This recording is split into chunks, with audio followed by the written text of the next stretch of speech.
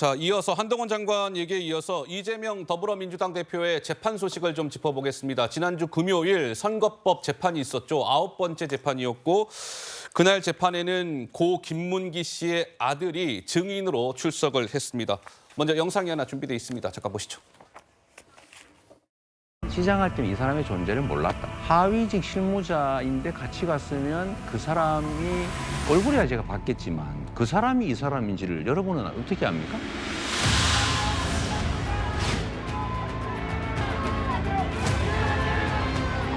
오늘 김문기 씨 유정 나오는데 하실 말씀 어떠십니까? 김문기 가족에게 따로 연락하라고 조치하신 적 없으세요? 오늘 재판 증인으로 출석하시는데 어떤 말씀 하실 예정이실까요? 이재명 씨에게 말씀하시고 싶은 거 없으실까요? 계속 아버님 모른다고 얘기하는데 어떤 입장이신지 궁금합니다.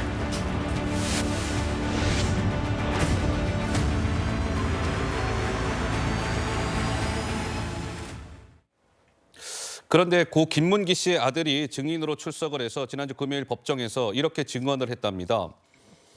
주말이든 평일이든 아버지가, 그러니까 고 김문기 씨죠. 아버지가 전화를 받았다.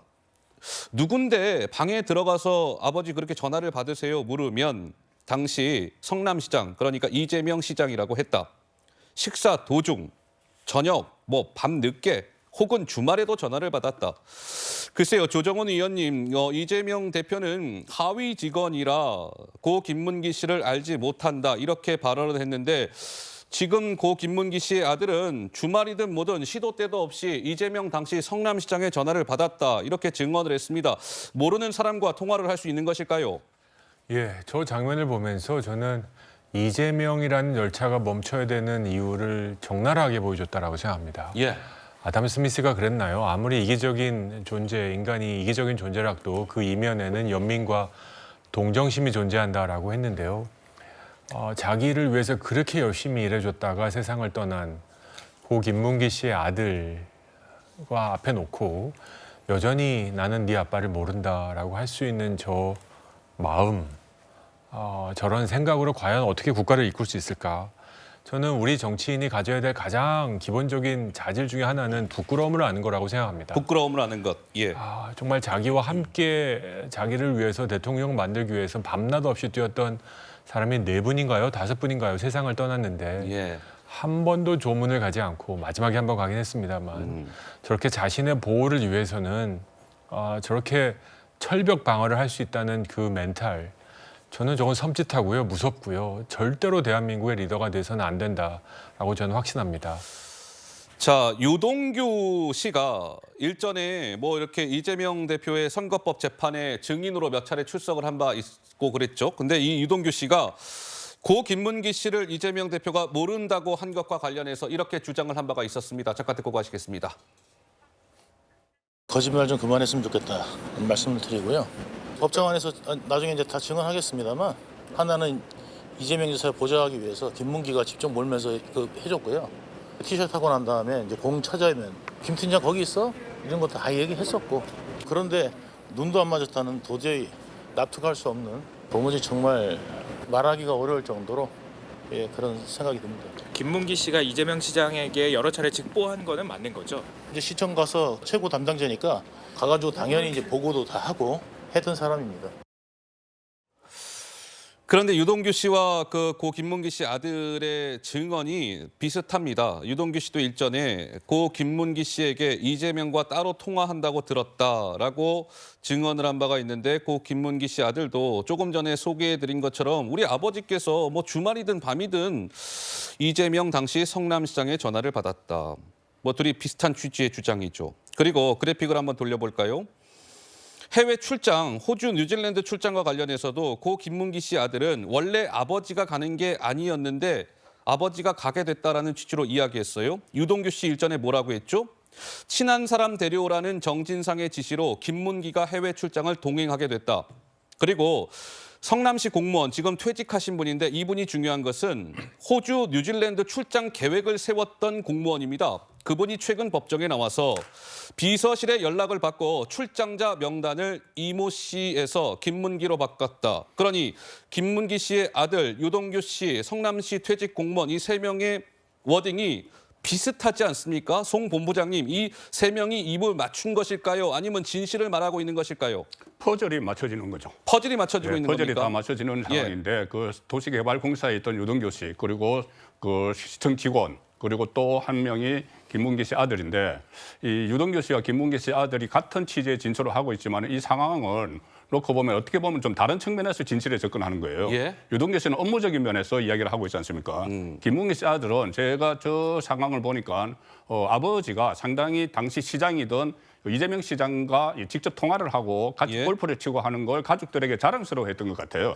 그래서 그 호주 뉴질랜드에서도 오늘 시장님이랑 골프도 쳤다 이런 이야기도 다 해줬고 또 지금 전화를 받고 나서는 또 시장님에게 전화 받았다 이렇게 하니까 예. 아들 입장에서는 그것을 다 기억을 하고 있는 거죠. 아버지의 직장 상사가 직접 휴일에도 전화를 해서 예. 이런 행동을 했고 또 본인이 그 여권을 받기 위해서 성남시청에 갔는데 그때 아버지가 안내를 하면서 내가 저기가 시장실인데 내가 저기 자주 들어간다 이런 이야기도 했다는 거거든요. 그래서 이것을 볼 때는 이 유동규 씨와 또 성남시청 그때 공무원과 같이 하나의 퍼즐을 맞춰가는 이 상황을 재판부가 충분히 아마 이거 감안을 할 걸로 봅니다. 그리고 예. 또 이 김웅기 씨 아들이 어제 중요한 말을 한 것 중에 하나가 자충수를 두는 것 같아 이런 이야기를 했어요. 예. 자충수를 둔다는 것은 본인이 잘 알고 있는데 아버지와 통화한 것을 이런 것도 또 사진도 작년에 다 제출했습니다. 뉴질랜드 가서 찍은 사진. 그래서 그때부터 모를 리가 없다는 확신을 가졌고 네. 이재명 그 대표는 성남시장 시절에는 몰랐다고 이야기를 했는데 지금 나오는 건 전부 다 성남시장 시절의 이야기입니다. 예. 또 하나 핵심적으로 어제 김문기 씨 아들이 한 이야기가 그거예요. 뭐요? 처음에 그 아버지가 그때 비리 혐의로 대장동 일당과의 비리 혐의로 그 수사를 받고 있었어요. 네. 그러니까 처음에 아버지에게 물어봤다는 거지 않습니까? 아버지 정말로 받은 거 있어요. 대장동 일당에게. 예. 그렇게 하니까는 아니다 나는 모르고 아마 저 유동규 유동규 씨가 다 한 거 아니겠나 이런 이야기를 했다는 거예요. 처음에는. 예. 그때만 해도 유동규 씨는 이재명 시장과 한편이었습니다. 그래서 그때 뭐 가짜 변호사 이야기도 있고 막 그런 이야기도 있었는데 이번에도 김문기 씨에게도 변호사를 선임을 해줬는데 예. 그 변호사가 실제 활동은 유동규 씨를 위해서 일을 했다. 이런 이야기까지 했거든요. 아주 예. 구체적이죠. 예. 그리고 그 김문기 씨 아들이 마지막으로 한 말이 처음에는 유동규가 다 한 거 아니겠나 했는데 예. 나중에 아버지가 이재명 시장도 의심이 든다는 말을 했다. 예, 이 예. 부분은 대장동과 관련해서 상당히 함축하는 바가 크다고 봅니다. 그래서 지난주 금요일 날 고 김문기 씨 아들이 이제 법정에 증인으로 출석을 해서 이재명 대표를 이렇게 이야기하면서 이재명 씨 이렇게 불렀다고 합니다. 이재명 대표는 김 씨가 착석할 때 힐끗 쳐다봤고 시선을 내린 채 침묵을 유지했다. 그리고 고 김문기 씨의 아들은 울먹이면서 법정에서 증언을 했고 이재명 대표는 원래는 다른 증인들한테도 내가 웬만하면 하면서 질문을 던졌는데 전날은 고 김문기 씨 아들에게 이재명 대표가 어떠한 질문도 던지지 않았다. 이런 보도도 추가로 나온 바가 있습니다. 자, 이런 가운데 이재명 대표의 과거 언제입니까? 2021년 12월 영상이 준비돼 있습니다. 잠깐 보시죠.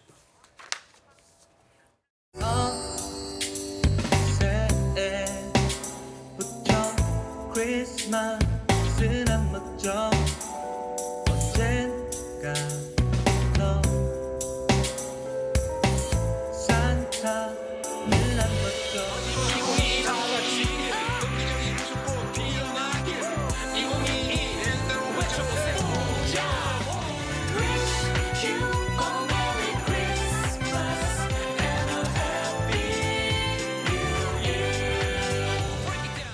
저희 가족은 더 이상 버틸 수가 없어서 이 자리에 나왔습니다. 아버지가 돌아가시고 다른 날인 12월 24일 크리스마스 이브가 아버지의 다른 날이었습니다. 3일장 동안 이재명 후보는 8년 동안 충성을 다하며 봉사했던 아버지의 죽음 앞에 조문이나 어떠한 애도의 뜻도 비추지 않았습니다. 그런데 시점이 참 의미심장한 것은 이재명 대표가 고 김문기 씨를 모른다고 처음에 방송 인터뷰한 날이 고 김문기 씨가 극단적 선택을 한 다음 날이었습니다. 2021년 12월 21일 날 극단적 선택을 했고 바로 그 다음 날 SBS 주영진의 뉴스 브리핑인가요? 거기 나와서 저 김문기 씨 몰라요.